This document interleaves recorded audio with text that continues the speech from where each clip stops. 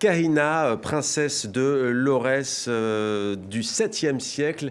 Qui était-elle vraiment, la Kahina? Slimane Zeguidour nous en dit plus.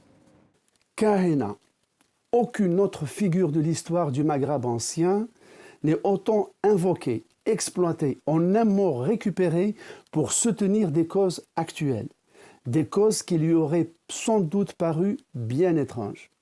Ceci est surtout vrai pour l'Algérie, où Kahina nourrit encore de sourdes polémiques, au contraire de la Tunisie, où elle trône en bonne place dans le panthéon des personnalités qui ont tissé l'histoire du pays. Mais qui était-elle au fait? Il est très difficile de cerner sa véritable personnalité, qui reste embuée par un épais halo de légende. On n'est même pas sûr de son nom, Kahina étant le sobriquet que les chroniqueurs arabes lui ont attribué. Il veut dire la prêtresse ou la devineresse, celle qui sait prévoir l'avenir. Au vrai, on ne la connaît qu'à travers les récits des historiens arabes, le récit édifiant des envahisseurs qu'elle a combattus et qui l'ont finalement vaincue.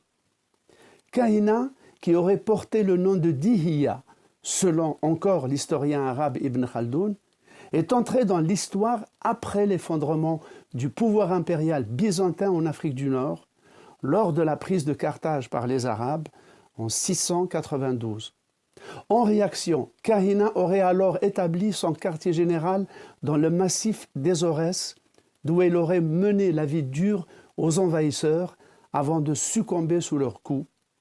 Une défaite précipitée par des défections dans son propre camp. Sa figure ne fait pas l'unanimité. Ainsi, une statue érigée en son honneur à Khanchla dans l'Est algérien a été vandalisée en 2016. L'aura légendaire qui entoure la figure de Kahina, les incertitudes historiques quant à sa véritable identité et le caractère tragique de son destin ont inspiré et nourri pas moins de 14 romans, rien qu'en français. Un seul a eu pour auteur un Algérien. La Kahina, Julien Cohen-Lacassagne, Slimane l'a volontairement fait. Il vous laisse le soin de nous dire si la princesse Kahina était au départ chrétienne ou juive. Oui, j'ai pas vraiment tranché la question dans mon livre, mais quand même. Moi, je pense qu'il faut bien voir que à cette période, on est à la période où Byzance s'était emparé de Carthage, les troupes arabes arrivent, et Byzance avait installé le christianisme sur le littoral.